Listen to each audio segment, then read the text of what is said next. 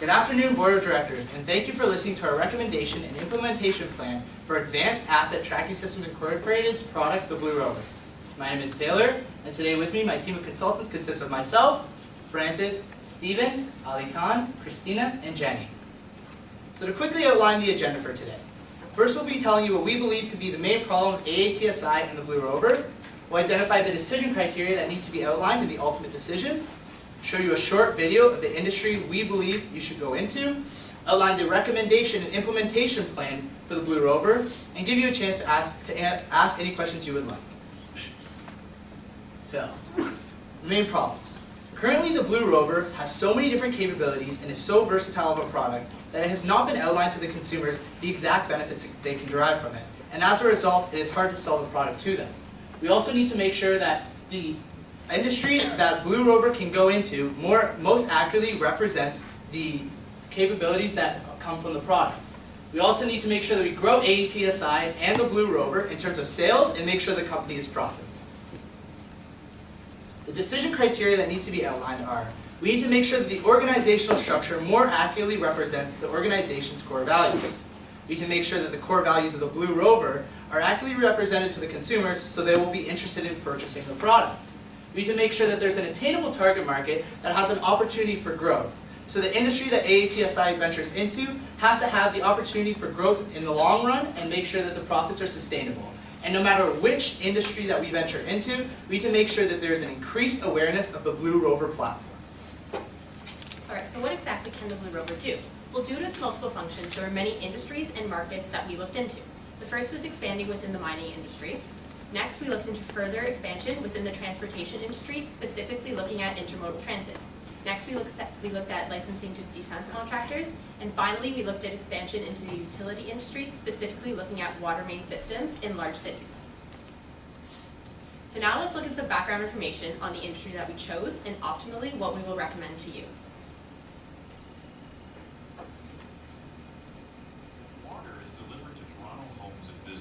Through pipes known as water mains. It's drawn in from the lake and purified through the city's water treatment plants. Then it flows through large transmission mains and into smaller distribution mains that connect to individual homes and buildings. Water mains are usually buried in public streets about 1.8 meters deep, just below the frost line. The average age of the City of Toronto's water main pipes is 55 years, with about 17% over 80 years of age, and 6.5% over 100 years old. However, age doesn't tell the full story, as some of our older mains are thicker walled and located in good draining soil, and therefore experience fewer breaks. For the past 10 years, the city has been experiencing an average of 1,400 breaks per year. The majority of water main breaks occur in the winter months, mainly due to weather-induced stresses on the city's aging pipes. As a result, many of our pipes are now beginning to need repair. To address the issue, the city is currently spending between $120 and $160 million a year to improve its water main distribution system. Some water main breaks are to be expected as pipes age. Corrosion, temperature change, and pipe strength as a result of pipe wall thickness are three of the major factors that may cause a water main break.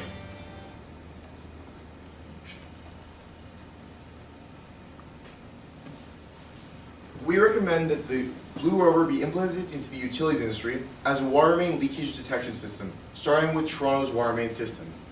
Toronto Water experiences over 1,300 leaks per year, causing over $125 million in damages. Blue Rover would help decrease the detection time for these leaks by monitoring temperature, water pressure, pH levels, and anything else that Toronto Water decides to put in their sensors. This would also provide a framework for Toronto Water to implement a more robust water quality assurance system in the future. Now I'm going to hand off to Jenny with the timeline.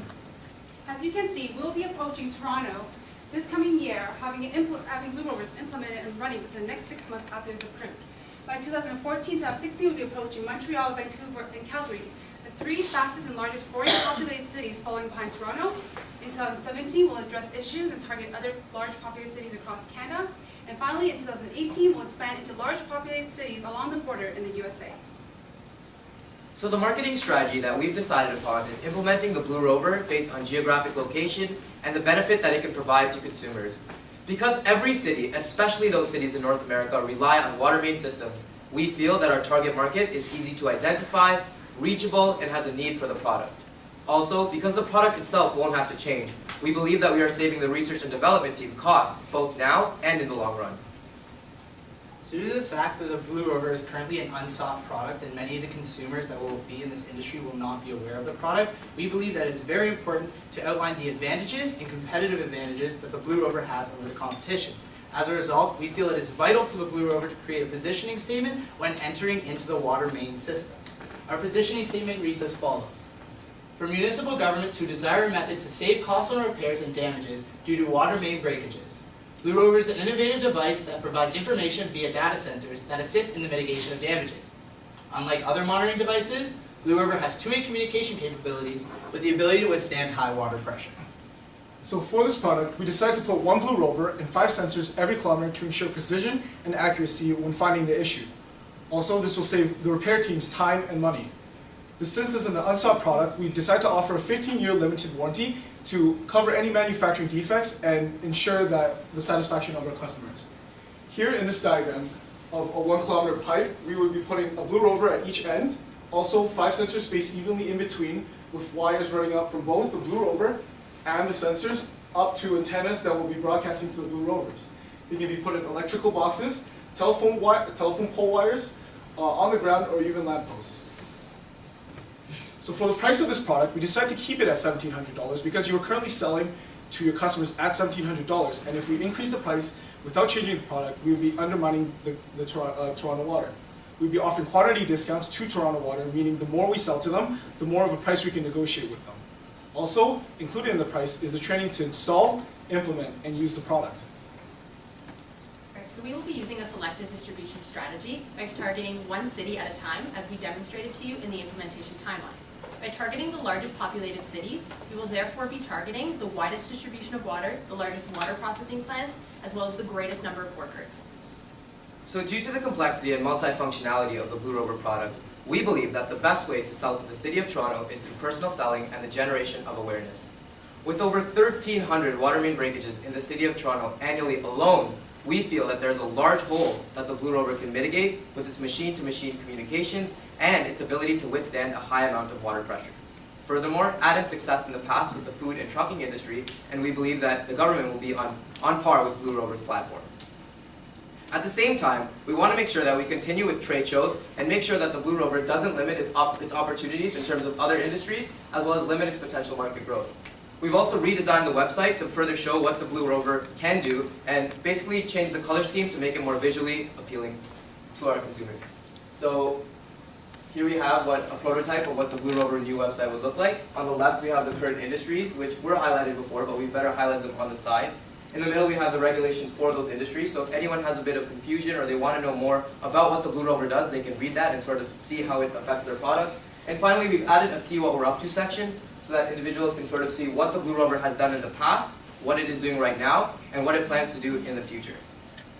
We know that social media is very large, so we've made sure we've highlighted the social media of Facebook and Twitter, kept the email capability so they can contact at any time, as well as the hotline. And as you can see, we've changed the color scheme. The original color scheme from when we saw it, when this project began, it was a white on white color scheme. We felt like to better highlight what the Blue Rover can do, we should change the color, make it more of a darker shade so that it can highlight the actual functionality of the Blue Rover. Now I'll walk you step by step through the sales process of selling to Toronto Water. Step 1 is to educate all the employees on water main systems.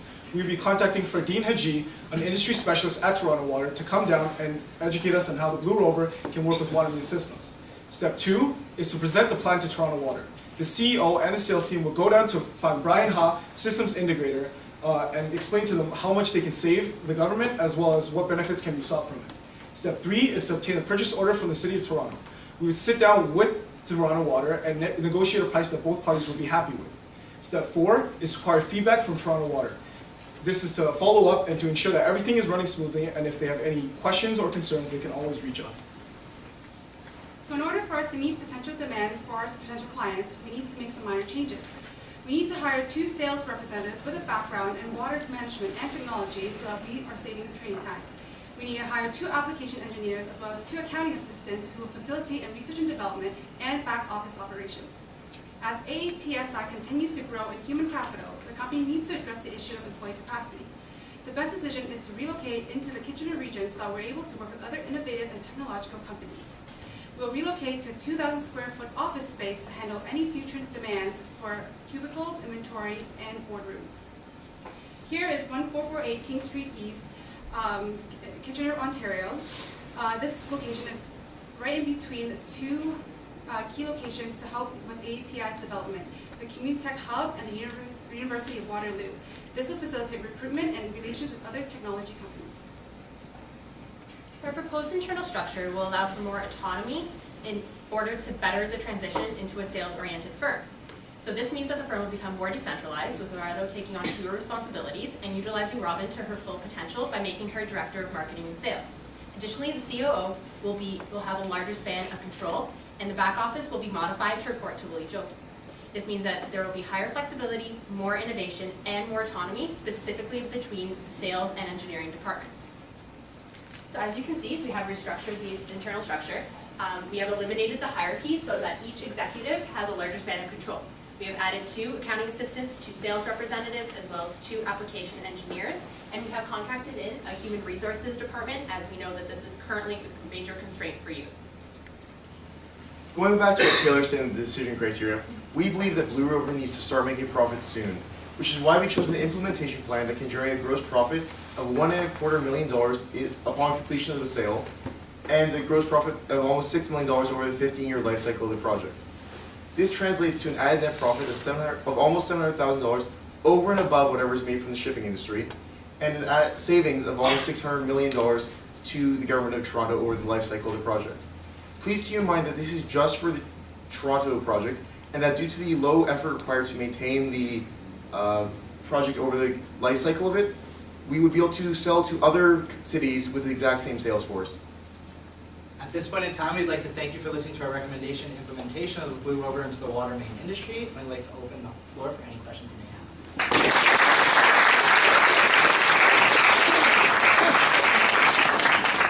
Congratulations, Robin. I like it. 10-minute question. I know the timeline to go out through First Canada, either 1 year for 5 years. When you've gotten the first success, like say in Toronto, do you consider a different approach where you actually, the next year had a very exponential growth into all areas? Or was there a constraint that you saw that the inability to do that? Okay, so the main reason when we were doing the implementation timeline that we really just want to focus on Toronto is because we aren't sure exactly how it's going to work with them, and we thought there would be a lot of assumptions and kind of inaccuracies with creating a timeline that expands further than that. So we just wanted to outline that there are a lot of cities that have the opportunity for this growth. America specifically we have a statistic that America has over 1 million kilometers of water pipeline. So there is opportunity for that growth, but outlining that type of information on the income statement or financial information we thought would just be inaccurate. I have a technical question. Is this a reactive or a preventative system? So is the goal here to react to pipe breaking, or is the goal to prevent that from ever occurring? It's to react to the pipes breaking for now, until such time as Toronto Water decides to implement a sensor that can prevent it. Right now, 25% of the breakages go completely undetected for long periods of time, and every second and pretty much the only detection system that we have right now is that people call in water main breakages that they see. This would be the first detection system, the actual detection system in Toronto. So you're thinking of putting the sensors on the pipe or just in the ground around? Right, so the sensor would be on the pipe with the needle actually detecting the sensor being stuck into the pipe so that it can measure all the different information. Then there would be wires running up to above the ground so that it can relay via antennas all the information from the sensors to the Blue Rover, and the Blue Rover could communicate back to the head office where they would have information on the computer and collect all the data. So is there, on that, you're correlating, I guess, the pressure flow to breakages? Yes, so obviously we were asked a question by another board, well, what if there's already, the water pressure is already a certain amount, and then you place it there figuring that, that's the right amount of water pressure, and so you won't be able to detect the leakage. The idea is if there's constant water pressure, the hole might start off small, but it's going to obviously start getting bigger. So you would be able to detect just pretty much simply on water pressure alone that there are those leakages due to the change in lack of water pressure and volume that's going through. My question was going to be, are we speaking about a new build or fixing existing pipes, that modern existing pipes? And how would you get into the earth? You'd have to dig up the earth and Yes, research it in? it would be tomorrow existing pipes and any new pipes that they implement. Currently, Toronto Water digs up to repair 1,300 locations per year, and as this would be substantially less work than we would be able to add the units in during the repairs, and also as it requires substantially less work than fully repairing a pipe, they would be able to go around and add them in to other locations over the course of the year as well.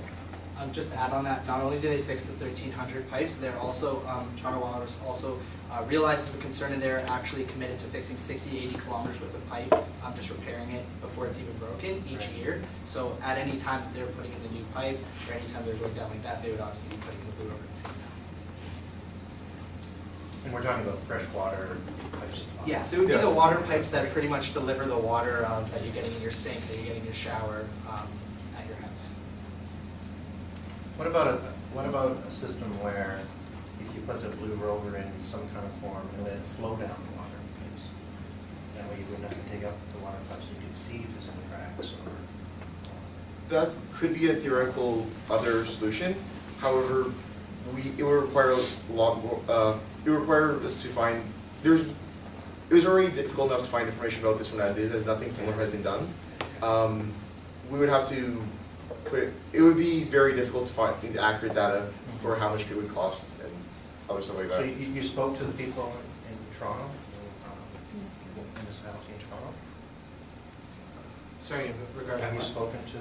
No, we haven't. We've just developed the information of Right. who you would have to contact and who you have to Right. go to. Another one of our board of directors actually told us a flaw in our implementation plan, but unfortunately we couldn't change it because the report's already been written out. Right. But he pretty much told us that the government themselves, due to the bureaucracy and everything like that, you won't really be able to implement the system for a year. We had our 6 months, a little optimistic maybe, but we've determined that a year is more accurate, and he said that you can't get in contact and implement a system within a year. It's not that it's a bad plan, it's just not as accurate as it should be. No, I think it's a good plan, personally. I would wonder what the reception would be if I were to Yeah, walk into someone's unfortunately, office due to and say, the time length of the project, we weren't really. well, if I were to walk in and say, here's my product, I need to dig up the earth, street, Young Street, how receptive are they gonna be to losing some water versus ripping up?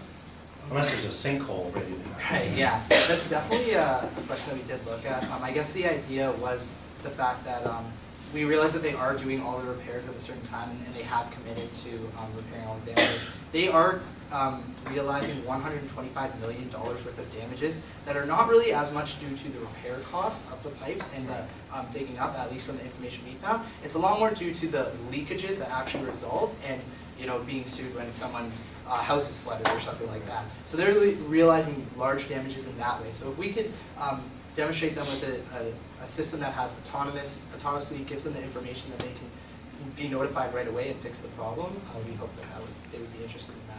We also have a contingency plan for if they feel that it's too expensive. We would partner with a venture capitalist we would sell the Blue Rovers to the venture capitalist, who would then give it to the Toronto Water for free and make his revenue through a gain share. So that way it would cost the city nothing up front, and it would just be pure profit for the city. Could I have the name of that venture capital? We don't have a Unfortunately, we don't have a If we were gonna specific do that, I'd be happy to say. I have one last question. So you were saying that most of the cost comes from paying out insurance, I guess, to homeowners? Can you go to the next two slides now? One more. There you go. Right. So the actual repairs to the pipes themselves only cost the city of Toronto $10 million in 2012, I believe it was. But the cost of repairing the damages caused by leakages was $117 million.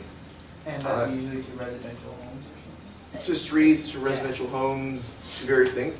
And I believe it's 700 million over all of Ontario.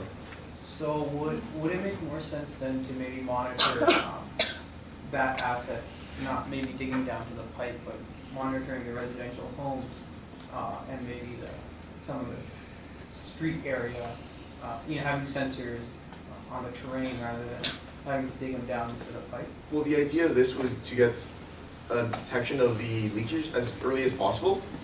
By the time it reaches the house, it's already too late, it's already caused damage. If we get it right when it starts leaking at the pipe, we can maybe, just maybe, get in and repair the pipe before it starts damaging homes around the place and the streets. The number that we have here, the $569 million that we can save the government, is due to 20% reduction in salaries of the people that are currently going around and monitoring the pipes, and only a 5% reduction of the $117 million due to the repair costs and damages. So we were trying to be very conservative in our numbers, however, we're still able to get a very large number that the government would be able to save. That's about it. Thank you.